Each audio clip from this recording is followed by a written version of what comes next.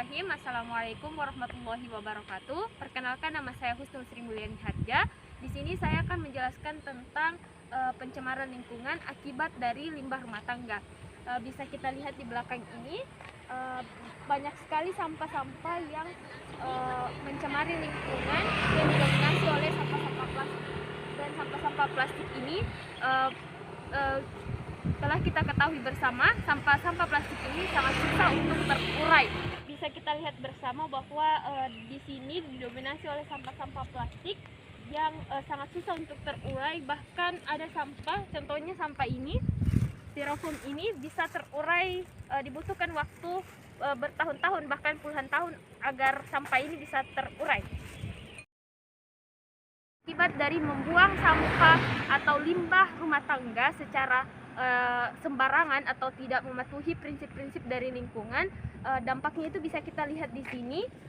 Perairan ini berubah menjadi, warnanya itu berubah menjadi warna kehitaman dan tidak mengalir dengan baik. Dan bisa kita lihat juga banyak limbah-limbah rumah tangga yang ada di situ, seperti sampah-sampah plastik ini. Bisa kita lihat bersama bahwa perairan ini sangat tercemar.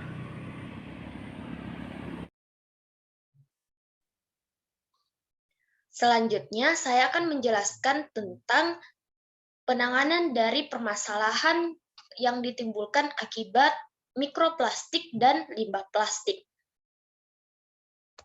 Menurut Avio 2017, 60 tahun belakangan ini, plastik itu diproduksi secara massal dan mengalami peningkatan yang sangat signifikan. Penggunaan plastik yang marak dilakukan pada beberapa tahun belakangan ini menimbulkan beberapa permasalahan bagi lingkungan.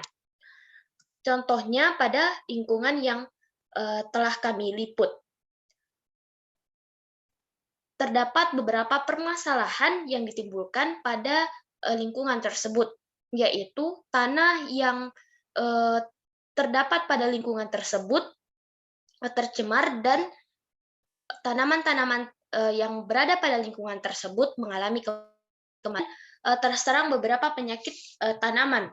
Kemudian perairan yang terdapat di sekitar lingkungan yang terkontaminasi dengan mikroplastik dan limbah plastik tercemar, bisa kita lihat pada gambar yang ada di slide ini.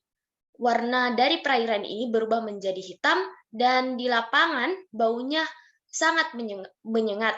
Ini sebagai akibat dari tercemarnya perairan ini akibat dari mikroplastik dan limbah plastik.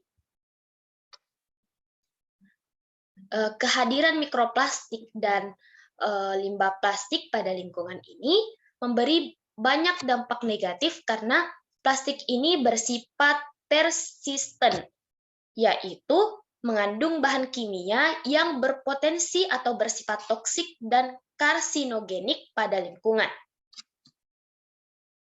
Untuk itu, dilakukan atau diteliti beberapa cara untuk menanggulangi permasalahan-permasalahan akibat mikroplastik dan limbah plastik yang mencemari lingkungan. Contohnya yaitu dengan biodegradasi. Dengan biodegradasi, kita dapat menanggulangi permasalahan dan mengembalikan fungsi utama dari lingkungan yang telah tercemar. Bioremediasi ini adalah salah satu strategi atau pendekatan yang dilakukan untuk mengendalikan pencemaran akibat mikroplastik dan limbah plastik dengan bantuan atau memanfaatkan potensi mikroba atau bakteri. Ada beberapa proses pada bioremediasi.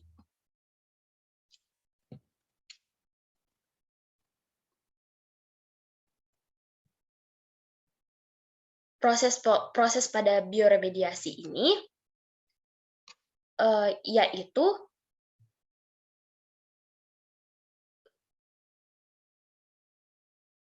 yaitu beberapa mikroorganisme seperti bakteri ataupun jamur memiliki kemampuan untuk mendegradasi atau biodegradasi limbah yang ada.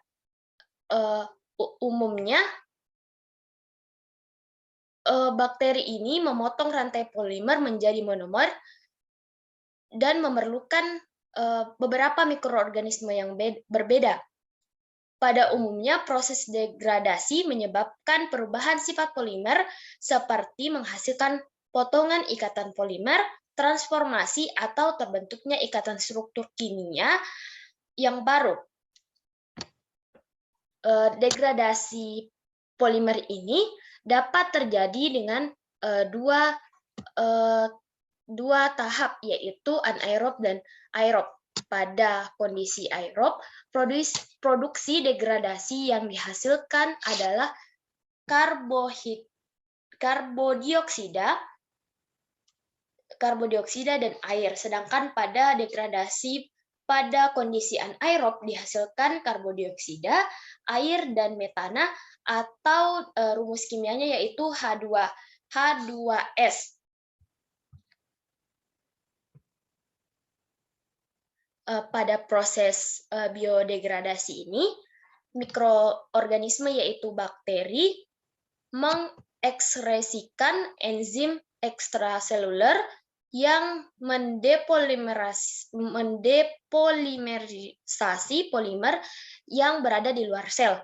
Enzim depolimerase ekstraseluler dan intraseluler secara aktif terlibat dalam degradasi polimer secara biologi.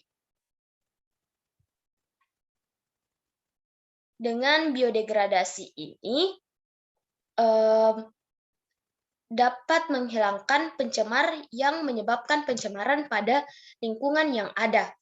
Mikroorganisme yang digunakan pada biodegradasi ada beberapa, contohnya pada kelompok Bacillus dan Pseudomonas dapat kita lihat pada slide ini.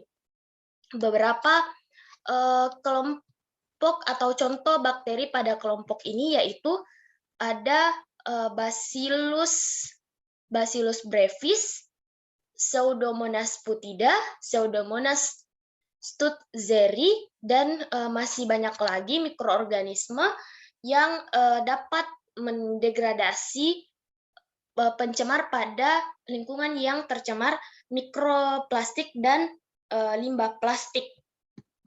Berdasarkan hasil penelitian yang telah dilakukan, bakteri-bakteri ini memiliki kemampuan untuk mendegradasi polimer plastik, yaitu polimer plastik high density polyethylene dan low density polyethylene. Itulah tadi beberapa penjelasan yang saya sampaikan.